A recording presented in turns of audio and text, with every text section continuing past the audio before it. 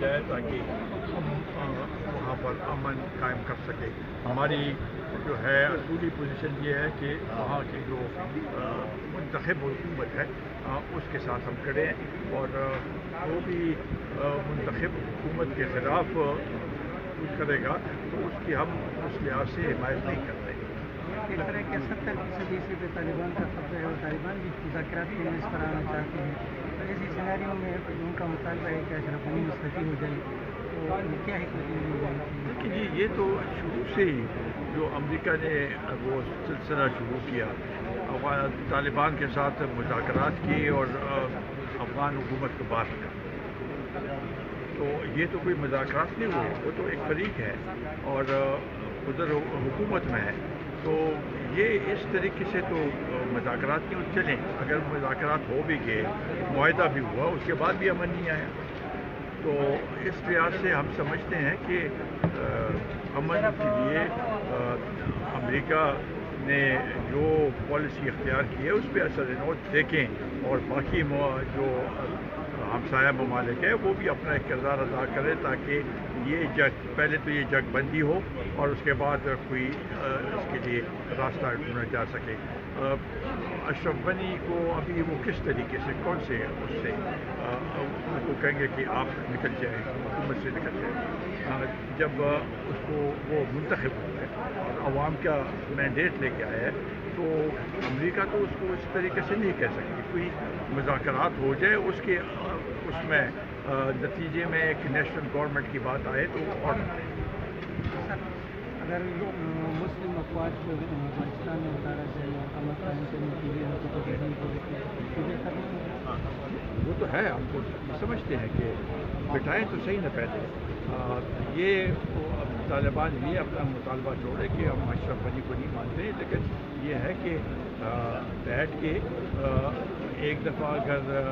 آپس میں معاہدہ ہو جائے تو پھر ایک نیشنل گورنمنٹ بن سکتی ہے, گورنمنٹ آف نیشنل.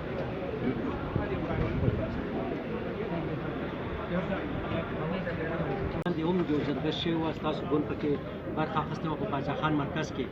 دا د بیا 2 کاله پس د کرونا په وجه شاید فبرالي شو. څه وایي تاسو منطقي کې حالات څه دي, امن حالات څه دي, افغانستان کې څه حالات دي, پاکستان کې څه حالات دي, او جرګه لکه د پښتانه مشران به کوي څه؟ حالات کو ډېر پیچیده دي, خاص کر په افغانستان کې چې کوم صورتحال جوړ دی د هغې اثرات په کوم کپلو په هر حال کې دلته دا دهشت ګردۍ هغه به هغې کې به اضافه کېږي, دی کې هېڅ شک نشته. او هلته هم چې کوم صورتحال دی نو اوس خانه جنګي خو شروع ده, او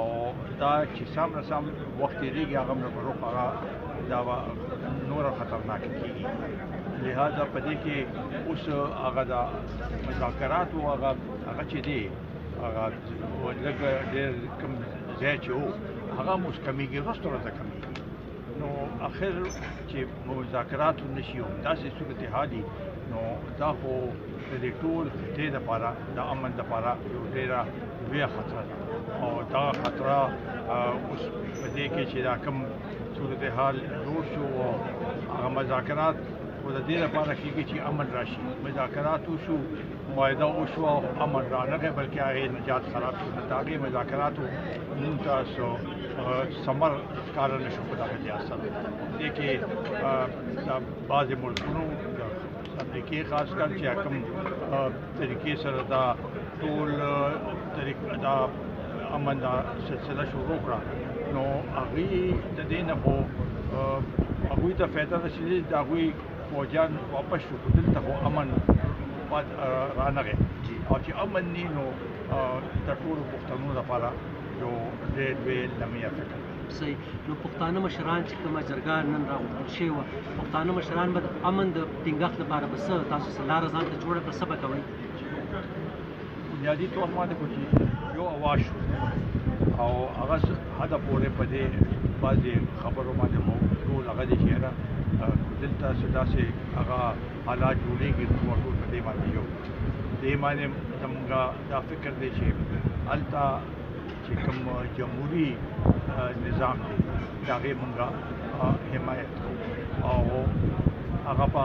الیکشن په ذریعه راغلي دي او مونږه دا د بین الاقوامي سطح یو هغه دی